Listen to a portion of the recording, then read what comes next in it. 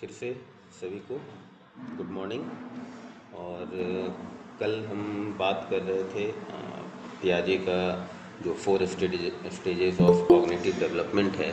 तो हम कल उसकी बात कर रहे थे कि किस तरह से जो है वो अलग अलग स्टेजेस जो हैं वो जिन पियाजे ने हमें बताए हैं कि सबसे पहले कौन सा स्टेज आता है, जैसे सेंसरी मोटर है, उसके बाद प्री ऑपरेशनल स्टेज है, उसके बाद कंप्लीट ऑपरेशनल स्टेज है, और फाइनली जो है वो फॉर्मल ऑपरेशनल स्टेज जो है वो आता है। और इस तरह से जो है वो हम एक के बाद एक जो है वो अलग अलग स्टेज पे बढ़ते चले जाते हैं। और इसमें जो है वो हमने कॉग्निटिव डेवलपमेंट की पूरी तरह से बात की कि किस तरह से जो है वो मानसिक विकास और आप कहिए कि बौद्धिक विकास या संवेगात्मक विकास, ये सभी जो है वो परिलक्षित होती है बच्चों में। क्या बच्चा करना चाहता है, क्या सीखना चाहता है, किस तरह से वो खुद को जो है वो एडेप्ट करता है, किस तरह से बच्चे जो है वो प्री कॉन्सेप्चुअल स्टेज में पहुंचते हैं, क्या करते हैं, इंट्यूटिव स्टेज में क्या वो करते हैं। उसके साथ साथ जो है वो बाद के जो चरण हैं, तो उस चरण में उन बाद के चरणों में जो है वो किस तरह से पार्ट 2 होल के तरफ जो है वो जाते हैं। उसके बाद रिवर्सिबिलिटी हमने देखा कि किस तरह से जो है वो रिवर्सिबिलिटी वाली जो बात की थी। उसके साथ साथ लॉजिकल मल्टीप्लिकेशन की बात हमने की थी कि किस तरह से जो है वो तार्किक गुणितता जो है वो किस प्रकार से जो है वो बच्चों को मदद करता है जब वो करना सीख जाता है। हमने कुछ उदाहरण भी लिए थे कल, जैसे एक दो उदाहरण हमने लिए थे कि एक समान रड को, एक समान आकार वाली लंबाई वाली रड को हम रखते हैं और उसे आगे पीछे करते हैं। पहले एक दिशा में देखते हैं और फिर दूसरी दिशा में आगे पीछे वाली स्थिति करके देखते हैं और फिर पता करने का प्रयास करते हैं कि कैसे और क्या हो पा रहा है। उसके साथ साथ ही हमने एक दो उदाहरण और देखे थे कि गीली मिट्टी के जो दो समान आकार के गेंदों को बनाया गया। फिर एक को पहली परिस्थिति जो है वो हमने ऐसी की थी कि उसे हमने चपटा किया, ये गोल किया। उसके बाद एक को गोल ही रखा, दूसरे को चपटा किया था। उसके साथ साथ जो है वो बहुत सारे वैसे वैसे भी हैं। हमने एक कल ग्लास वाला जो लिया कि एक ग्लास जो है वो लंबा है और एक ग्लास जो है वो थोड़ा उसके आकार जो है वो उसमें चौड़ाई है। तो जो चौड़ी पेंदी वाला जो है वो गिलास है और एक समान ऊंचाई वाला गिलास है। तो उसके साथ साथ जो है वो हमने देखा कि इसमें पानी जब डालने के पश्चात बालक जो है वो किस ओर ज़्यादा ध्यान केंद्रित करता है। यानी जो पहले वाली जो अवस्था जो होती है, यानी मूर्त संक्रिया अवस्था जो होती है, तो उस अवस्था में जो बालक जो है वो किस तरह से वस्तुओं के बाह्य व सतही अंतर को देखता है, और उससे पहले वाली अवस्था में उन चीज़ों को देखता है, और उसके बाद वाली जो अवस्था जो आती है उसमें वो मूर्ख नहीं बनता है। यानी आप उसे मूर्ख नहीं बना सकते, आप वो सही सही पहचान लेता है कि हाँ, इस ग्लास में पानी ज़्यादा है या दोनों में बराबर है। तो इस तरह के जो है वो कॉन्सेप्ट जो है वो जिन पियाजे के अनुसार जो है वो हम लोगों ने देखे थे। हालांकि ये इसके पहले वाला पार्ट था, चूँकि मैंने इसलिए पहले जो वो अवस्थाएं थी उसे हमने कर दिया क्योंकि आप उससे वाकिफ़ थे। तो अभी जो हम बताने जा रहे हैं वो है कॉग्निटिव फंक्शनिंग। यानी पियाजे के अनुसार जो है वो संज्ञानात्मक कार्यविधि की बात जो है वो कैसे ये जो है वो संज्ञानात्मक कार्यविधि जो है वो किस तरह से आती है और इसकी विशेषताएं जो है वो कैसे होती रहती है। तो इसके साथ इसके बाद जो है का जो चरण है वो फिर वो जो 4 स्टेजेस जो है वो आ जाता है। तो ये जो संज्ञानात्मक कार्यविधि है यानी कॉग्निटिव फंक्शनिंग की हम जो बात कर रहे हैं, तो इसको पियाजे ने दो प्रमुख विशेषताएं इसकी बतलाई हैं। यानी पहली विशेषताएं इसकी जो है वो है संगठन, और दूसरी विशेषताएं इसकी जो है वो है अनुकूलन। यानी ऑर्गेनाइजेशन और एडेप्टेशन, संगठन और अनुकूलन। तो संगठन से तात्पर्य जो है वो है प्रत्यक्षीकृत तथा बौद्धिक सूचनाओं का आप कह सकते हैं कि जो एक सार्थक पैटर्न बनाता है, यानी प्रत्यक्षीकृत का मतलब होता है परसेप्चुअल, यानी जो प्रत्यक्ष रूप में जो दिख रहा होता है, और जो कॉग्निटिव इन्फॉर्मेशन है, जो मानसिक जो हमें सूचनाएं मिलती है या जो आप इन्फॉर्मेशन जिसे आप कहते हैं, तो उसके साथ जो है वो एक पॉजिटिव पैटर्न के रूप में जो है वो बनाता है, वो संगठन का कार्य करता है, जिसमें ये बात आती है बौद्धिक संरचनाएं की। इसे ये जो पैटर्न जो बनता है ये बौद्धिक संरचनाएं कहलाती हैं, यानी कॉग्निटिव स्ट्रक्चर कहलाते हैं। तो इस चीज़ को जो है वो हम कुछ उदाहरण के को लेकर जो है वो आगे समझेंगे। पहले हम थोड़ा इसको समझने का प्रयास करते हैं कि आखिर ये है क्या, थोड़ा सा ध्यान देकर जो है वो इन चीज़ों को समझने का प्रयास कीजिए। तो ये जो बौद्धिक और जो कॉग्निटिव स्ट्रक्चर है, तो ये जो है हम कह सकते हैं कि प्रत्येक व्यक्ति अपने स्वयं की बौद्धिक संरचनाओं का निर्माण करता है, यानी वो खुद ही जो है वो अपने आसपास के वातावरण, अपने आसपास की जो संरचनाएं हैं, उसके साथ वो स्वयं जो है वो समायोजन करने का प्रयास करता है, और इस समायोजन के प्रयास में उसके ज्ञान और कार्य जो हैं वो संगठित कराती है। जो उनके जो ज्ञान है, जो उनका जो भी बालक हो या जो भी व्यक्ति हो, तो उसका जो ज्ञान है या पहले से जो अर्जित अनुभव है वो, और जो क्रियाकलाप जो हो रही होती है तत्काल, जो उस वक्त की जो क्रियाकलाप हो रही होती है, वो जो है वो समायोजन करने में मदद करता है। यानी हम कह सकते हैं कि जो व्यक्ति है, व्यक्ति को नई नई जो सूचनाएं मिलती रहती है, हमारे मस्तिष्क में जो पुरानी सूचनाएं हैं, पहले से जो सूचनाएं ऑलरेडी हैं, उसके पश्चात जब वो नई सूचनाओं का जब हम को ग्रहण जब हम करते हैं, कोई नई सूचनाएं हमारे मस्तिष्क तक वो पहुंचती है, तो इससे पूर्व जो निर्मित हमारी बौद्धिक संरचनाएं हैं, जो पहले से जो संरचनाएं ऑलरेडी थी वहाँ पर, उसके साथ वो क्या करती है कि उन संरचनाओं के साथ जो है वो संगठित करने का प्रयास करती है।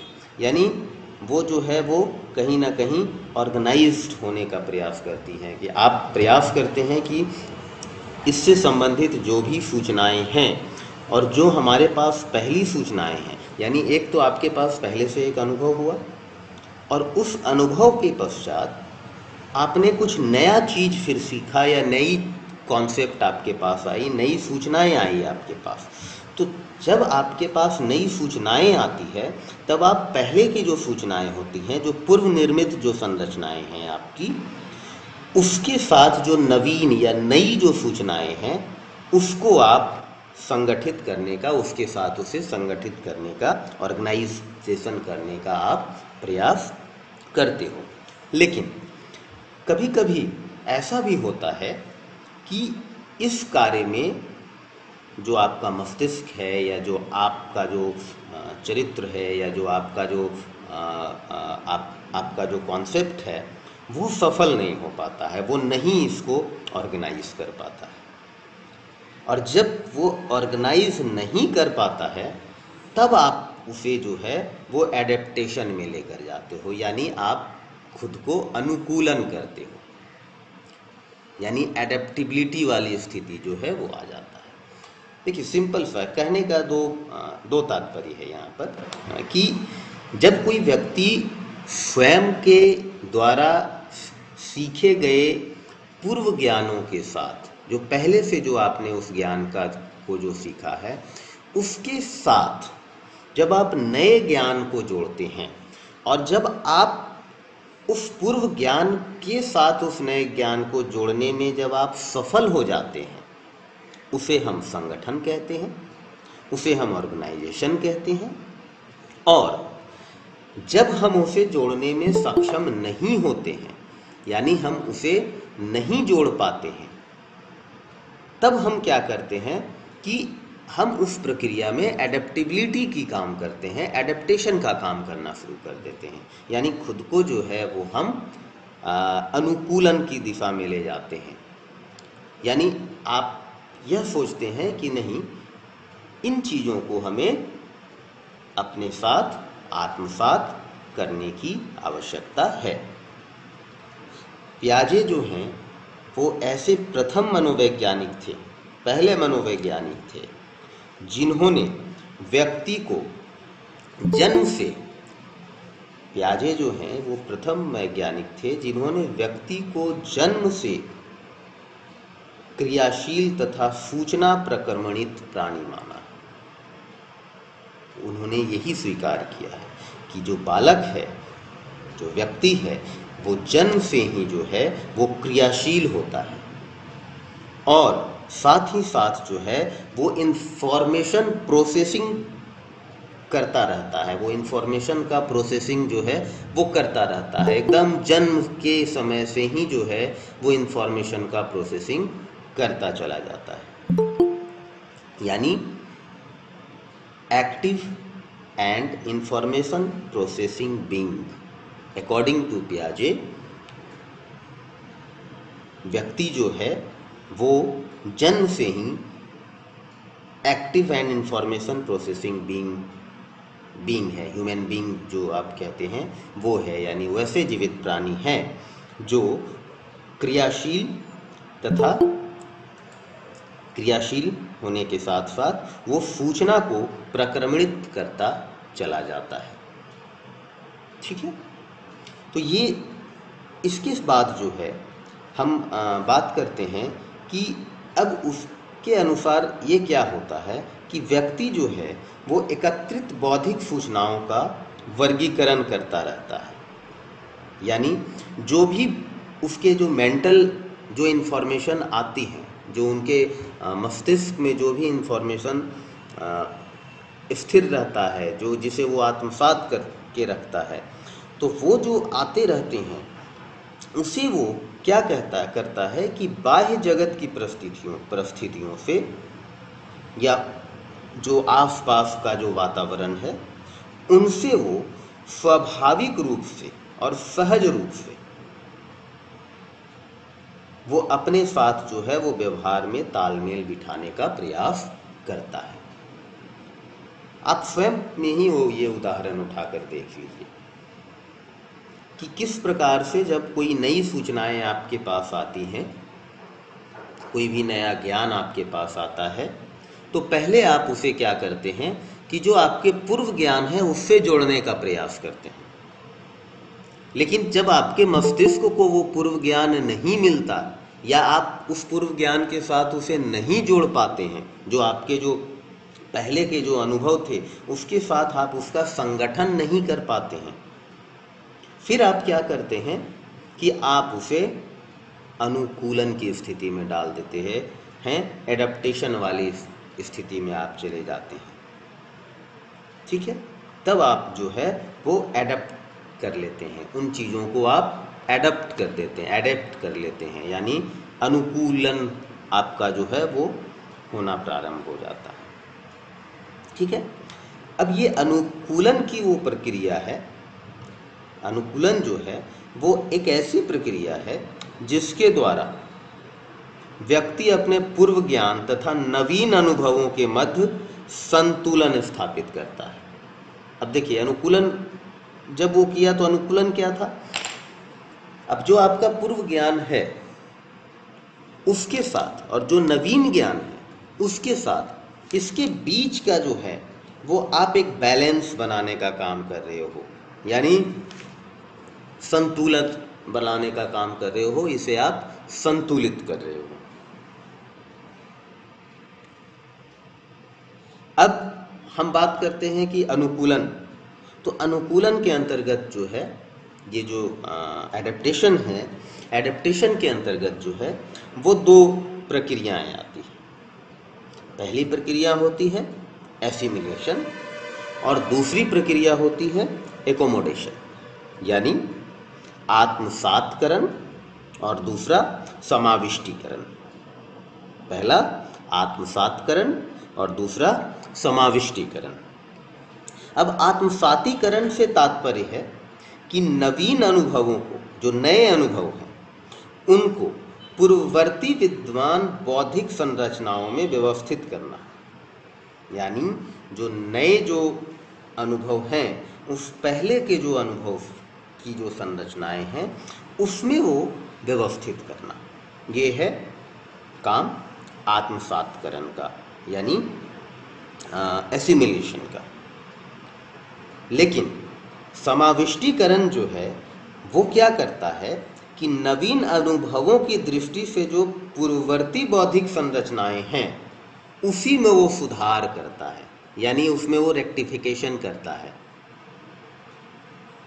उसमें वो रेक्टिफाई करता है। मैं आगे उदाहरण में आपको बताऊंगा इसका, इन दोनों का उदाहरण जो है वो मैं आगे आपको बताऊंगा। तो ये जो है वो काम जो है वो आत्मसातीकरण का है और समाविष्टीकरण का है। अब ये जो है जो विद्यमान बौद्धिक संरचनाएं जो है वो परिवर्तित करने की प्रक्रिया है, यानी उसे वो परिवर्तन करता रहता है, जिससे क्या होता है कि नवीन अनुभव, जो नए अनुभव जो होते हैं या जो ज्ञान होते हैं, जो नए ज्ञान होते हैं, उसका उचित ढंग से आप स्वयं के अंदर ऑर्गेनाइज कर सको, उसका संगठन कर सको, उसको व्यवस्थित किया जा सके, उसको जो है वो ठीक ठाक से उचित तरीके से उसे व्यवस्थित किया जा सके। तो ये है पूरा का पूरा ये आत्मसातकरण और समाविष्टीकरण। अब जब हम अपने लाइफ में, जब कोई बच्चा या जब कोई मनुष्य अपने लाइफ में नए नए अनुभवों के साथ जब अनुकूलन करता है, तो व्यक्ति पहले जब अनुकूलन करता रहता है या करने के जो समय की बात हम करते हैं कि जब वो एडेप्टेशन कर रहा होता है, तो वो व्यक्ति जो है पहले अपने सभी अनुभवों तथा सूचनाओं को, जो पहले से जो विद्यमान बौद्धिक संरचनाएं हैं, जो ऑलरेडी पहले से हैं उसमें मौजूद, वो उन बौद्धिक संरचनाओं के साथ आत्मसात करने का प्रयास करता है। और यदि उसे लगता है कि ऐसा करना संभव नहीं है, तब वो अपनी बौद्धिक संरचनाओं में क्या करता है कि परिवर्तन लाकर वो क्या करता है, समाविष्ट कर लेता है, वो खुद को जो है वो एकोमोडेट कर लेता है, एकोमोडेशन की स्थिति में स्वयं को डाल देता है। तो हम इस तरह से हम कह सकते हैं कि अनुकूलन में व्यक्ति या तो नवीन सूचनाओं को, व्यक्ति जो है वो अनुकूलन में एक नवीन सूचनाओं की जब हम बात करते हैं तो नवीन सूचनाओं को पुरानी बौद्धिक संरचनाओं के साथ जो है वो आत्मसात करने लगता है, या फिर पुरानी जो बौद्धिक संरचनाएं हैं उसको वो नवीन बौद्धिक संरचनाओं के साथ समायोजित करना शुरू कर देता है। और ये जो है वो अनुकूलन की जो ये प्रक्रिया है वो आप जीवन पर्यंत चलती रहती है, यानी कहीं ना कहीं जो है वो आप अभी भी उस चीज़ को कर रहे होते हैं। अभी मैंने आपको एक उदाहरण भी दिया था कि आप स्वयं में इस चीज़ को देखिए कि जब आप किसी नए ज्ञान को जब आप लेते हैं तो आप पहले के पूर्व ज्ञान से आप जोड़ने का प्रयास, किसी भी प्रकार का आप नए ज्ञान को आप लेकर आइए, नवीन ज्ञान को आप लेकर आइए, नवीन घटनाओं को आप देखिए, तो आप उसको पहले से जोड़ने का प्रयास करेंगे। आपका मस्तिष्क जो है वो उस ओर जो है वो खुद से जो है वो दौड़ जाएगा करने के लिए। और ये जो है जो अनुकूलन की जो ये प्रक्रिया है वो जीवन पर्यंत जो है वो चलती रहती है। और पियाजे जो कहते हैं कि बौद्धिक विकास जो है वो व्यक्ति के वातावरण और अंतःक्रिया पर जो है वो परस्पर निर्भर करता है। ये हम पहले भी कहते आए हैं कि ये जो डेवलपमेंट का जो फेज है और ख़ास करके जो मेंटल डेवलपमेंट का फेज है, ये वातावरण और उसके जो सतत अंतःक्रिया जो है उस पर निर्भर करता है कि किस प्रकार से व्यक्ति स्वयं को समायोजित करता है, आत्मसात करता है, और ये जो है वो निरंतर जो है वो चलने वाली प्रक्रिया है, निरंतर जो है वो इससे चलती चली जाती है। यानी अनुकूलन के द्वारा जो है वो नवीन ज्ञान को आत्मसात करने का या फिर आप कहिए समाविष्ट करने का एक जो है वो प्रक्रिया है। अब हम उदाहरण लेते हैं कि इसको हम थोड़ा एक उदाहरण से हम समझने का प्रयास करेंगे कि कैसे और क्या है। तो अब हम एक बहुत छोटा सा उदाहरण है कि कोई बच्चा 2 वर्ष का बच्चा है, इसे मान लीजिए, और उस 2 वर्ष के बच्चे में उस 2 वर्ष का बालक पहली बार, इससे पहले उसने कभी नहीं देखा था, पहली बार वो क्या करता है कि एक कुत्ते को देखता है। अब देखिए यहाँ पे मैं आपको बताऊंगा कि आत्मसातीकरण और समाविष्टीकरण यानी एसिमिलेशन और एकोमोडेशन। तो एक 2 साल का बच्चा सर्वप्रथम वो कुत्ते को देखता है और तब वो प्रश्न करता है आपसे, पहली बार जब वो देख रहा है, और वो पहला प्रश्न करता है कि ये क्या है। आप या उसके माता पिता या जो कोई भी उसके साथ हैं वो उत्तर प्रत्युत्तर में देते हैं कि ये कुत्ता है, इसे हम कुत्ता की संज्ञा देते हैं, ये कुत्ता है। Very good. अब बालक जो है वो उस कुत्ते को ध्यान से देखता है, और यह ध्यान से देखने के साथ उसके रंग को देखता है, यानी वो सफ़ेद रंग का था, मान लीजिए कि वो सफ़ेद रंग का एक कुत्ता था, सपोज दैट। तो वो सफ़ेद रंग को देखता है, उसके आँख को देखता है कि 2 आँख हैं उसके, 2 कान हैं उसके, 1 मुंह है, पूँछ है, 4 पैर हैं। इन सभी चीज़ों को वो देखता है और तब वो जानता है कि कुत्ते के ये सारी गुण होते हैं, ये सभी चीज़ें जो है वो कुत्ते में पाए जाते हैं। ठीक है। कुछ दिन के बाद जो है वो कुत्ता जो है वो फिर से कहीं पर जो है वो एक सफ़ेद रंग के बकरी का बच्चा को वो देखता है। वो बच्चा अब वो क्या करता है कि अब वो देखता है कि वो भी सफ़ेद रंग का है, उसके भी 2 आँख है, 2 कान हैं, 1 मुंह, 4 पैर।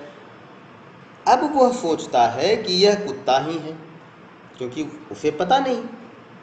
क्योंकि अब ये जो प्रक्रिया है इसे आप आत्मसातीकरण की संज्ञा दे सकते हैं। यह आत्मसातीकरण की प्रक्रिया है।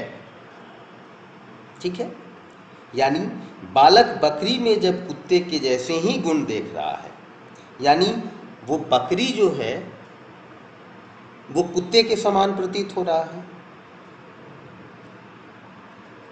क्योंकि वो क्या कर रहा है कि जो कुत्ते के जो सारे गुण थे, जो सारे प्रत्यय थे, वो मिलान कर रहा है किसके साथ? बकरी के साथ। और इस स्थिति में वो इसके जो भिन्न गुण हैं उस पर वो ध्यान नहीं दे पा रहा है।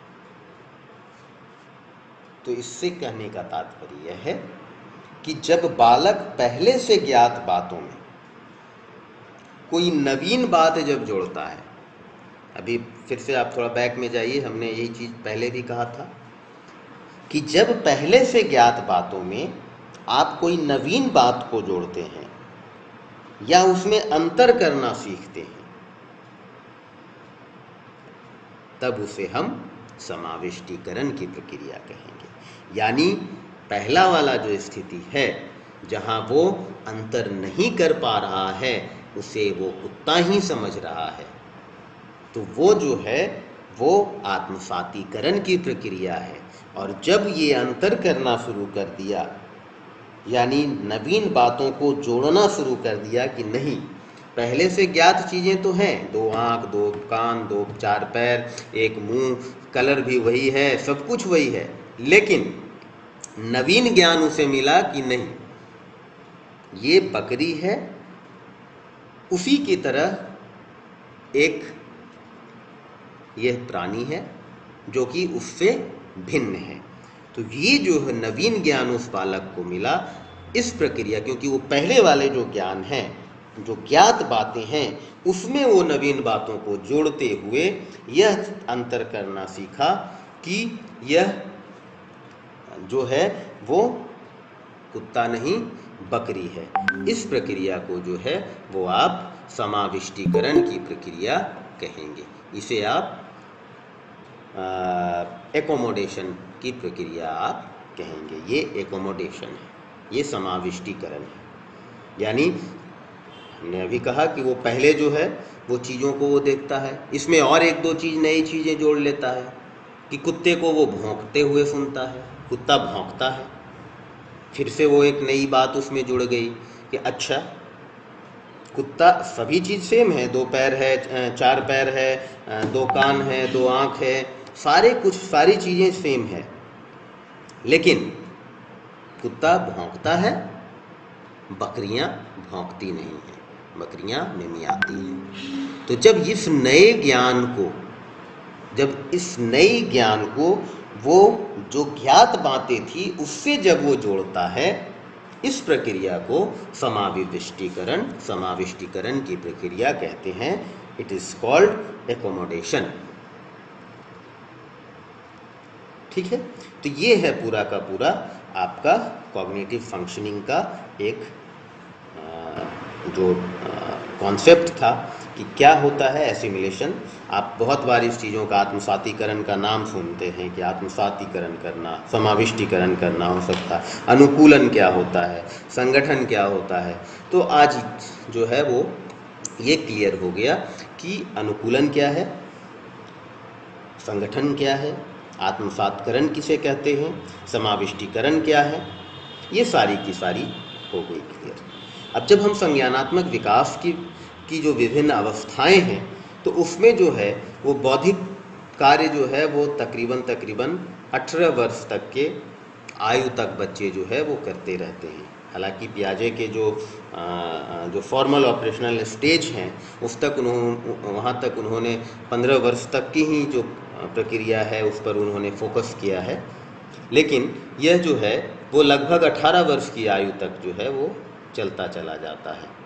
और ये पियाजे का एक और कॉन्सेप्ट ये भी है कि जब वो 18 वर्ष की आयु तक लगभग जब बच्चा पहुंचता है, जब वो बालक पहुंचता है, तो वो प्रौढ़ों के समान, यानी जो यंगस्टर्स के बाद की जो स्थिति जो आती है उनके समान जो है वो बौद्धिक कार्य करना जो है वो प्रारंभ कर देता है।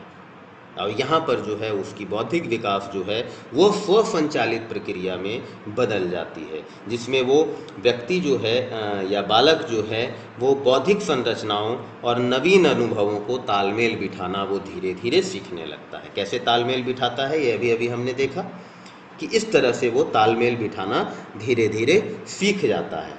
यानी कह सकते हैं कि विभिन्न आयु स्तरों पर जब वो भिन्न भिन्न प्रकार के तालमेल बिठाता है तो वो अवलोकन करना शुरू करता है, अलग अलग चीज़ों को वो देखना शुरू करता है, समझना शुरू कर देता है, और तब वो खुद को समाविष्टीकरण करता है, उस ओर वो लेकर जाता है कि नहीं, this is one thing and this is another thing. ये एक प्रक्रिया है और ये दूसरी प्रक्रिया है।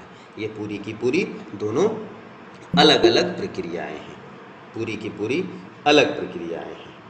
और इसके बाद ही जो है वो जो बौद्धिक संरचनाओं की जो बात करने के पश्चात जो है वो जिन पियाजे ने